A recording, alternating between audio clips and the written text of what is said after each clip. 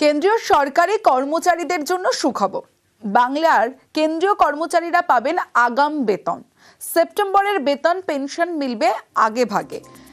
কি জানানো হয়েছে? নোটিশ ইতিমধ্যে বিজ্ঞপ্তি জারি করা হয়েছে। কি জানানো হয়েছে জানবো। আমার সঙ্গে মৈত্রেয়ী ভট্টাচার্য রয়েছে।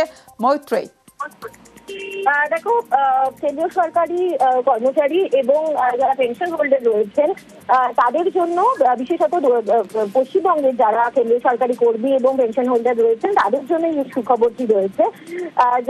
তাদেরকে 26শে সেপ্টেম্বর তাদের বেতন এবং পেনশন দিয়ে দেওয়ার সিদ্ধান্ত নিয়েছে এবার কেন্দ্র সরকার। তার দুর্গাপুজো রয়েছে এবং দুর্গাপুজোর মুখে কেন্দ্রীয় সরকারি কর্মী এবং কেন্দ্রীয় সরকারি যারা পেনশন হোল্ডাররা রয়েছেন তাদেরকে তাদের হাতে যাতে টাকা থাকে এবং তারা যাতে এই উৎসবের সময়টা ভালোভাবে সেলিব্রেট করতে পারেন তার জন্য এই সিদ্ধান্ত নেওয়া হয়েছে বলে কেন্দ্র সরকারের তরফ থেকে জানানো হয়েছে। ইতিমধ্যেই বিজ্ঞপ্তি জারি করা হয়েছে এবং 26শে সেপ্টেম্বর তাদের বেতন এবং পেনশন ডিসবার্স হয়ে যাবে বলে কেন্দ্রের তরফ থেকে জানানো হয়েছে। বেশ মৈত্রী, কেন্দ্রীয় সরকারি কর্মচারীদের জন্য সুখবর। বাংলার কেন্দ্রীয় কর্মচারীরা পাবেন আগাম বেতন। সেপ্টেম্বরের বেতন পেনশন মিলবে আগে ভাগে। 26শে সেপ্টেম্বর মিলবে বেতন আর পেনশন। দুর্গাপুজো আর দশেরার জন্য আগে বেতন পেনশন কেন্দ্রীয় সরকারি কর্মচারীদের। বাংলার কেন্দ্রীয় কর্মচারীরা পাবেন আগাম বেতন। সেপ্টেম্বরে বেতন পেনশন মিলবে আগে ভাগে। 26শে সেপ্টেম্বর মিলবে বেতন আর পেনশন। দুর্গাপুজো আর দশেরার জন্য আগে বেতন পেনশন কেন্দ্রীয় সরকারি কর্মচারীদের জন্য সুখবর। এই মুহূর্তে তৃণমূল নেতা অরূপ চক্রবর্তী রয়েছেন আমাদের সঙ্গে।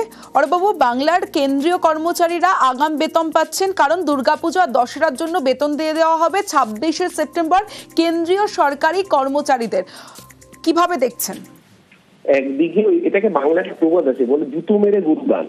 একদিকে বাংলার পরিযায়ী শ্রমিকদের রোজ বিজেপি শাসিত রাজ্যে মারা হচ্ছে, ডিটেনশন ক্যাম্পে পোড়া হচ্ছে, অত্যাচার করে বাংলাদেশে পাঠানো হচ্ছে, বাংলা ভাষায় কথা বললে পেটানো হচ্ছে।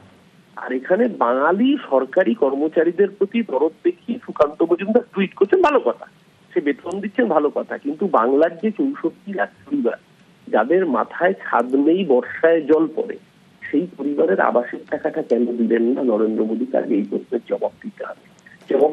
কেন প্রায় 1 কোটির কাছাকাছি শ্রমিক তারা কাজ করে বেতন পায়নি? হাইকোর্ট অর্ডার দিয়েছে যে কেন্দ্রীয় সরকার এটা করতে পারে না, তারপরেও কেন্দ্রীয় সরকার কেন সেই গরিব মানুষগুলোর টাকা আটকে রেখে আবার সুপ্রিম কোর্টে কাউন্টার মামলা করতে শিখেছে? আগে সেই প্রশ্নের জবাব। ধন্যবাদ আপনাকে।